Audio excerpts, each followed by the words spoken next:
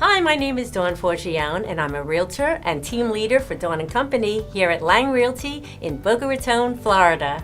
So it's hurricane season. A lot of things can happen during a closing. So I invited Lisa Johnson, who's the client service manager with Princeton Title, one of our partners here at Lang Realty. So Lisa, thank you so much for joining us. Thank you. I really appreciate it. Yeah, and I thought, let's talk about some things that a buyer or a seller should think about before closing during hurricane season. First things first in regards to repairs. If there is any negotiated repair work that needed to be done, specifically in regards to roofing, those things have to be taken care of prior to. A lot of lenders will require re-inspections in regards to roofing before they will allow the closing to happen. In regards to funding, all funds are in the form of a wire. So if there's a storm going on, some bankings are closed, Federal Reserve could be could be closed. Those things have to be taken care of in advance. That's a good point, because no more can you come to closing with a check. Absolutely. Even a bank check, I understand, Yeah, no bank checks either. No more bank Everything checks. has to be in the form of a wire, absolutely. Right, so you need time to be able to get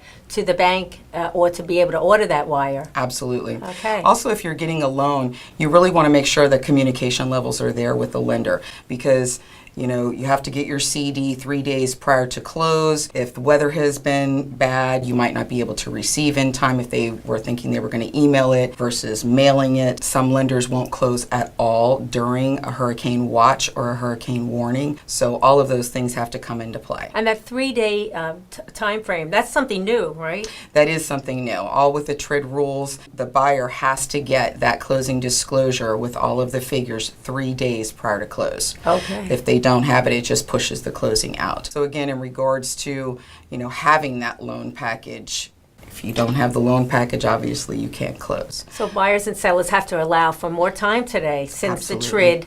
And during hurricane season, you might be out of power, trucks might be out. So as far as FedEx or UPS, you might not be getting those documents in a timely manner. So all of that has to be taken into consideration. So during a hurricane, or if there is a hurricane pending, what could happen in terms of insurance and things like that?